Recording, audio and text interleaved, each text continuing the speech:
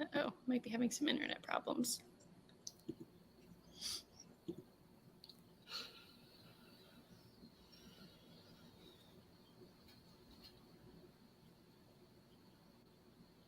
Oh, there we are.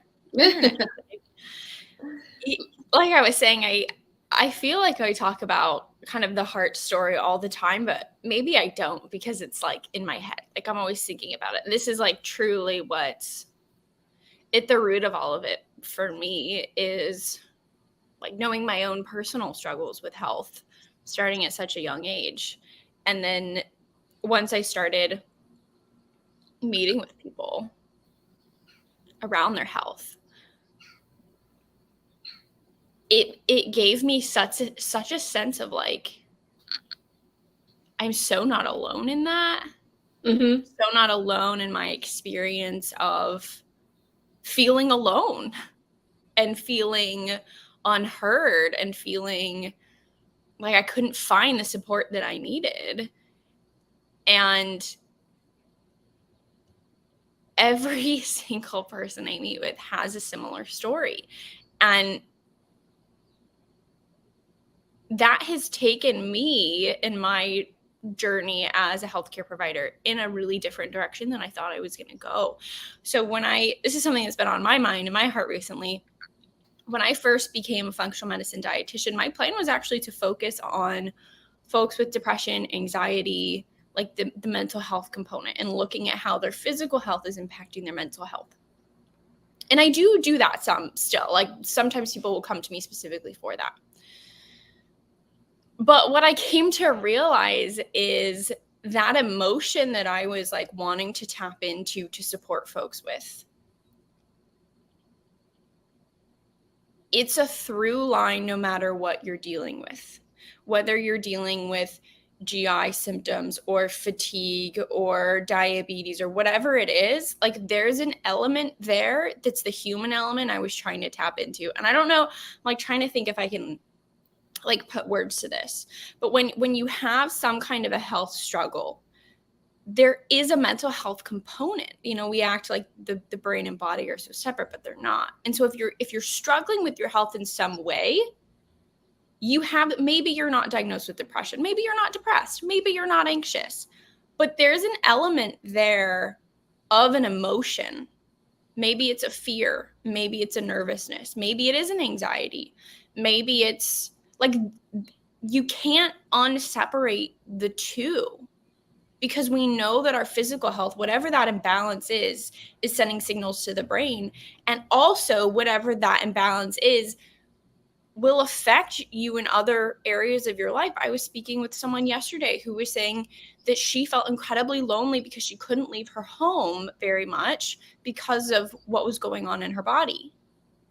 And that for many people, that's not even like an obvious physical disability where you can't get up and leave. It might be like, I'm running to the bathroom all the time, and that really impacts my ability to socialize. Mm-hmm.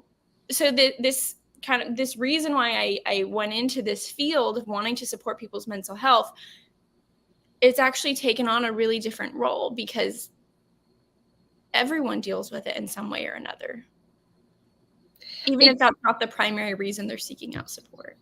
But that's so interesting, right? Because you had your personal journey, and then this goal, this dream to help people with their mental health, help them on the emotional, cognitive, psychological side of things. And that's exactly where I started with animals, and spent years working in the zoos, years working in the field with wildlife, years working with understanding the neuroscience and animal training in order to receive answers back from the animal. So there's training to like learn a new skill, right? And in the circus that'll look like one thing, and in the home it'll look like something else, and in the zoo look at a third different way. But it's teaching an animal that a request is seeking a behavioral response, right? So that's training. But in training, we can ask them, what do you prefer? And then the behavioral response will tell me which one do they prefer. So it's another way of unlocking, the value system, the personal preferences, and so forth. But it was always on the experiential side of what are you experiencing? What does your life feel like? What's missing from that, and where can I support you on that? And so that was my pathway with the animals all the time, making that connection. I'll be your friend. I'll come alongside you, get to know you, we'll become friends. You'll learn to trust me because I'll never hurt you. And then I can bring into your life the stuff that's missing, the stuff that is going to give you more pleasure, give you, whatever. And there was in the process of that this missing piece suddenly illuminated. It's like, well, sometimes they can't enjoy life and experience those things and have the freedom or have the confidence because there's a physical limitation, because there's significant pain, because there's something going on and they just don't feel like it. You just feel rotten. I just want to lie in bed today. Like I just feel right. So that until I realized that, and then took the time to work out, well, how do I solve that? Because when I refer them to this person to fix them, they don't fix the problem.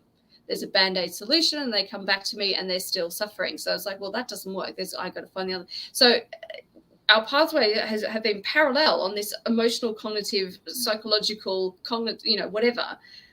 And then gone, yeah, but over here. And then it's like, yeah, now we come back with double the toolkit to be able to do truly holistic welfare, life improvement, quality enhancement, enriched abundance kind of stuff, which is really exciting because you think then to those patients, those friends, those clients, whether they got fur or not, and go, now I can really do something to change how your inner experience is so you can come into your full potential. You don't have to be a little broken bear, right? But you can be an ambassador bear that inspires people to do conservation. You can be the cutest bear in the enclosure who is naughty all the time but gets all the other bears activated and engaged and inspired. But if you stay a little broken bear, then not only are you suffering and that's heart-wrenching, but everybody else loses. So when each individual animal can step into their potential for their career path, if you want to call it that, but they're like, their purpose of joy, right? Then it ripples out, and now there's bears in the wild that are receiving conservation dollars because somebody saw that one in the zoo and was motivated and inspired and touched by that, or there's an encounter, whatever it happens to be. So giving them everything has the intrinsic worth for the individual. To these animals now, all life gone from here to glowing, but all of the, and the more I work with pets, I can have a similar effect on their parents because I'm teaching them these same things, and then they're saying, well, actually, no one's ever talked to me about how I can have that in my life, how I can step into my purpose, how I can then affect this sort of pay it forward positive ripple thing. And you can, because now you're equipped with some knowledge. And when you're at the dog park and someone says, wow, your dog's coat is so glossy and shiny and lovely, and you can say, yes, and he hardly sheds at all because I give raw food. And they go, wow, tell me about raw food. Bang, you're an ambassador, right? So I use that one a lot, the shiny. Oh, really? The other day, someone was like, oh, do you brush her every day? No. You want to know what I told her? No. This isn't a plan. The secret smile. The secret smile that when you know a thing. No. Yeah. I know where this is headed, but you don't. I'm about to unlock a whole world for you. Get ready to be mind blown. Yeah, I think what's really interesting about the parallels is that in humans, we often sort of blame people for the way their mental health status, whereas we wouldn't do that for an animal. So, for example, when I was very depressed, I was suicidal. I was having panic attacks. It was a really dark period of my life. And I was told, you have a chemical imbalance in your brain that we can't do anything about. you're just sort of broken. This is the way that it's going to be. We obviously know that that's not true. That sort of theory of chemical imbalances in the brain has more or less been, disproven. But we do know that the body's health, right, is sending signals to the brain. So yeah, there's absolutely an imbalance, but that doesn't mean that you're broken, right? If you had I love the way you say bear. So let's keep talking about bear so I can keep hearing you say the word. If you have a bear who's like depressed, not interacting, you're like, well, what's going on here? Why, what's happening with this bear? Whereas with a human, it's like, pull yourself up, like move forward. You got to just kind of figure it out. And we don't look at people's environment the same way we do an animal. We don't look at people's physical health the same way we do an animal if they're showing those mental, emotional, psychological distress.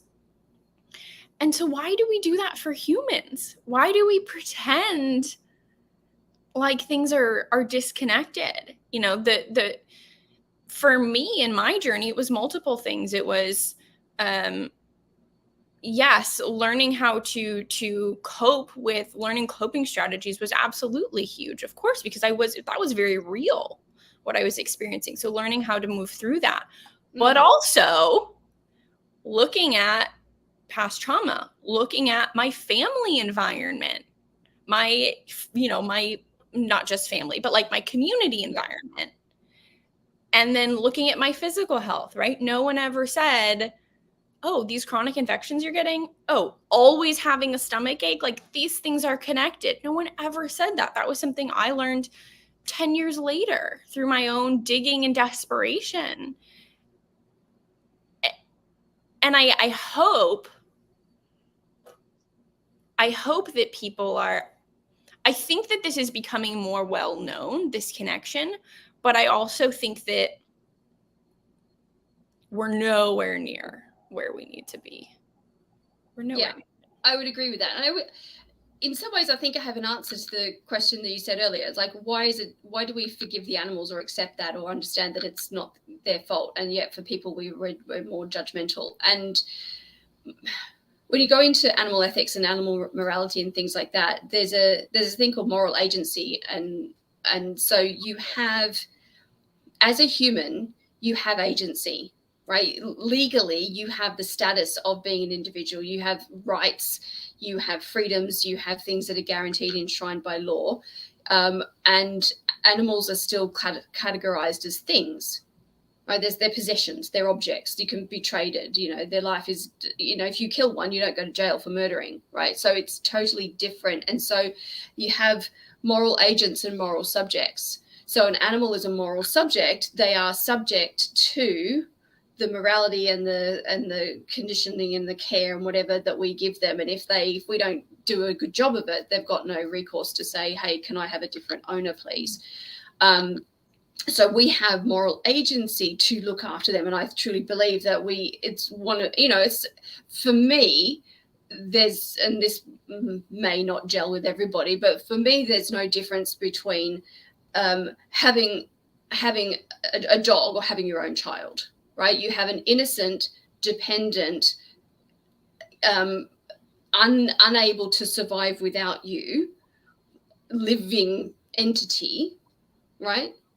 Who is looking to you for everything they require in life until such time as they are strong enough, old enough, confident enough, equipped enough to engage in the world in their own way and make meaningful decisions. So when we have an animal that we've rescued we train them up, we rehabilitate them, we put them back together again, and then train them to prepare them for going back in the wild. We don't just get them fixed and then off you go. See if you can find food, hope you survive, bye, right? It's the same as you wouldn't take your 16-year-old and go, okay, well, I'm taking you out of school now. You seem to know a few things about maths and some, whatever. So jog on. I expect you'll find a job and don't forget to eat and brush your teeth. Okay, bye. You just would, right? So you have a duty of care, right? And you introduce those freedoms gradually and allow them to grow and learn and accomplish and whatever, right? But this whole thing of moral agency and moral subjectivity, being a moral subject, is real. And so we look at children And we say, well, if you have a mental health issue, it's not your fault. Like, you were born with it. Your mother maybe smoked when she was pregnant, or, you know, whatever. There's right. And then as soon as you reach a threshold somewhere in your age, it's like, well, no, that's clearly your fault now. But an animal doesn't hit that, you know. Mm-hmm. So they're always given a whole pass or more grace, or whatever you want to phrase it as. That's a really, really interesting perspective on it, and definitely makes sense. I've never thought of it that way. I will say, though, that the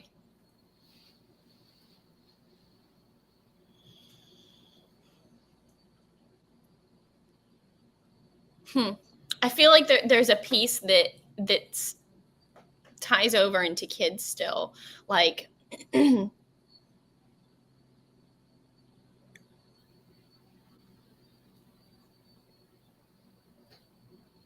so I'm pulling from my experience and personal, and from folks that I work with, because I do often work with teens, and I feel like teens have it especially hard because they're somewhere in the middle there, where I think often they're not. I think that being a teen is like the hardest thing. Like, I truly think that is the hardest period in someone's life, is being a teenager. And maybe some people are like, what are you talking about? My life was amazing as a teenager. Not me. Because you really are in that in between.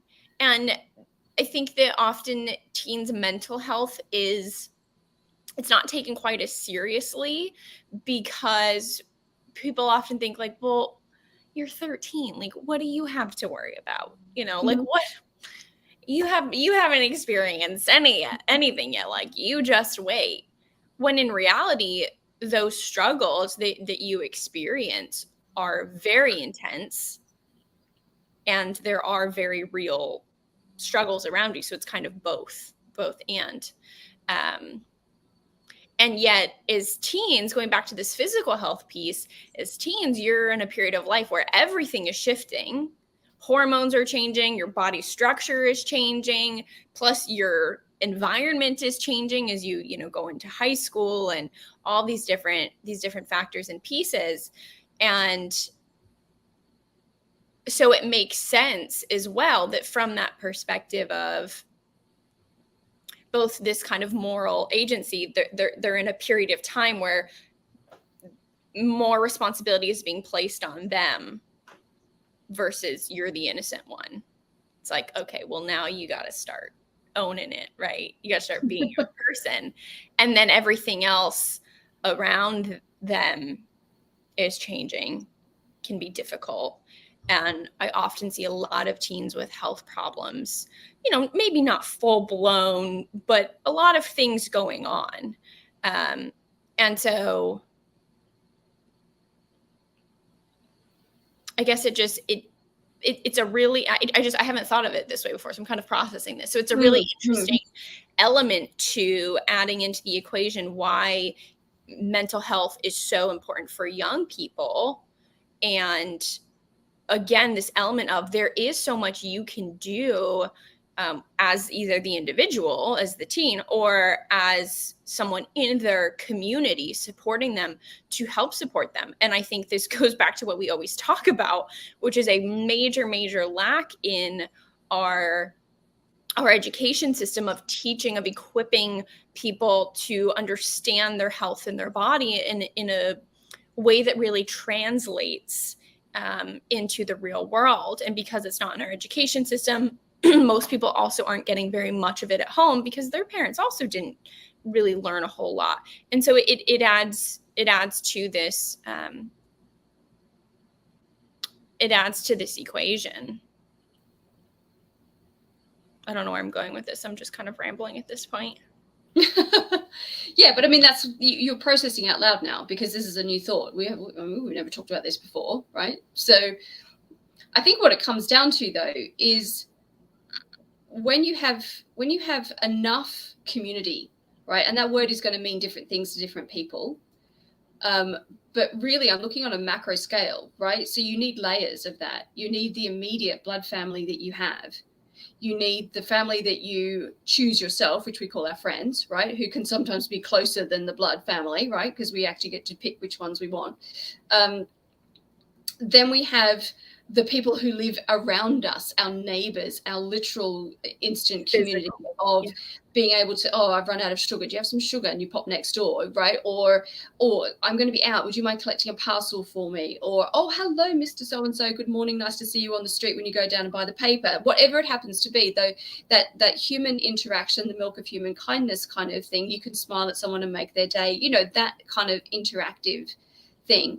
But it goes in multiple, it goes further than that, but I mean, that's just an example of 3 layers. And when you have that, then you have an abundance in your life, you have a wealth in your life that can sustain you through most things one way or another.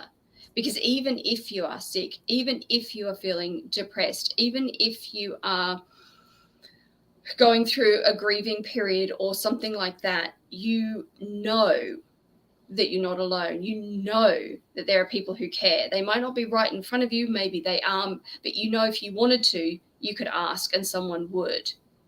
You could say, I just can't face cooking tonight. Can you make something for me and drop it over? Right? You know, and it works with reciprocity and, you know, all those things as well. But if you don't have community, if you don't have enough trusted persons, I don't know how to describe, like, if you don't have enough of that, then you don't have that abundance, you don't have that wealth, right? And as soon as you don't have wealth, you're in a place of lack. You're in a place of, I have to hold on to things really tightly because it's the last resource I have. And without that, I'm adrift in the sea. I'm lost. I'm a castaway. I can't survive. I'll be on my own and I'll go down, right? So it's a very desperate place compared to the place of, well, I'm still going through the terrible things, but I'm anchored. I'm noticed. People will tell if I'm not there. They will, you know, and we all need more of that. And the best way to receive more of that is to give more of that, right? Because as soon as someone does you a kindness, you feel like you want to repay them. It's natural in our instinct to go, oh, let me do a nice thing for you too, right? So the best way, if you're deficient in that, is to start giving it out, and it will bring that in. But unfortunately, that goes in, that sort of runs countercultural to, or if I haven't got very much, then I haven't got anything to give. Because if I give it away, then I'll be left with nothing. So you have to kind of have that first step of confidence to go, oh, well, let me try. There are so many different types of support too. And I think that this is the area that sometimes people struggle with, because they feel like they're surrounded by people that they love or that love them, but sometimes they're not getting the kind of support that they need. So because there's so many different types, right? There's emotional support, there's financial support, there's like a tangible support, like you said, like, you know, picking up a package for me. There's more of a guidance, almost like a mentor, right? This is what most people are lacking in their health, right? Because you have all these different kind of areas and buckets in your life, and you might feel supported in some ways, but not other ways. And so often people are missing that around their health, where they can't really talk about it, or they don't have someone that they feel like is really guiding them. But I think that one of the biggest pieces that we're missing, and I can only speak to the communities that I've been in here in the States, but I feel like we're not taught how to, culturally, we're not taught how to really talk about our emotions and how to support other people emotionally. And I think that's why these conversations are so hard to have for many people, is because it's uncomfortable to share, and often it's uncomfortable for people to receive it, even if they want to and they want to help and they are there for support, but we don't know what the right thing to say is, and we don't know what the right way to respond is. And so it becomes this sort of awkward, should I, shouldn't I? And one approach that I take is I just ask people, Like, hey, I know you're really struggling right now. What kind of support do you need from me? Like, do you Yeah. want to just talk about it? Do you want to not talk about it and just kind of be distracted? Do you want my opinion? Do you want me just to shut up and listen? Like, can I help out? Can I watch the kids? Like, what kind of support can I provide you? And people are sometimes like taken aback by this, like, oh. But what's interesting is they always know. They always know what they need. They're like, I really just like, I just need you to listen. Like, please don't offer me advice. Like, just listen. And so you can ask that, and you can also just tell people, you know, this is the kind of support I really need. I know you really care, and I know you want to help. This is what I really need from you. And assuming that these are people that you love and that you trust, like, that can be a relief for them, because now they feel empowered to help you. And that can strengthen that bond. So definitely. So there's so many pieces baked into all of this, and at the end of the day, I think we just need to be so much more open. I think we need to have more conversations about mental health, about wellness, and not treat it like it's some kind of flaw. Like, just like most people treat physical health, right? It's something to talk about. It's something to try to improve, so you can improve your quality of life versus putting blame. I have a lot of scars on my arms from that time in my life, and sometimes I'll notice people like looking at them. This is many years later, and they're still visible, and so people will see them, and I can always tell, like, if someone wants to ask and doesn't, and I'm always like, let's talk about it. Like, this is very real, and clearly this is something that you want to understand more about. And if I can help you understand or answer your questions, like, that's going to equip you to better be there for people, or maybe for yourself. Maybe that's something that person is dealing with. So yeah, I'm never, like, it was a very real part of my life. And that's why I try to be so open about it. And, if anyone listening, if you or someone is really struggling with their mental health, or, even suicidality, like, just really, really want to encourage people to reach out for support, because there are so many resources and there are so many people around. And also, try not to be discouraged. Try to take hope in the fact that there really is so much that you can do that is within your power to improve your mental health just through your daily actions. What we eat, how we move our body, how we sleep. And sometimes it's the little things that can really make a big difference. So that's sort of my heart story. What I was going to say as well, where you've overcome in your own life, where you've become a conqueror, you have the ability to set others free from the same place.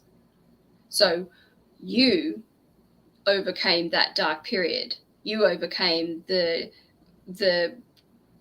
struggles, and I can't articulate it properly because it's not my pathway. So with all due respect, I'll probably mess it up saying this, but the times when it didn't feel like what life was worth living, you've conquered that, and you've got to the other side of that swamp or mountain or whatever you want to call it, right? And as a result, there are people who are still on this side of it who you can lead through, because you've conquered it. You know the way through. You know the secret pathway through the swamp to get to the other side. And you can say, let me help you. And it doesn't affect you. It doesn't pull you back down, because you have literally overcome it. You're a conqueror on that thing. And that makes you a leader, right? And that's true for probably everybody who's listening. Has a story of something that they've overcome, they've conquered.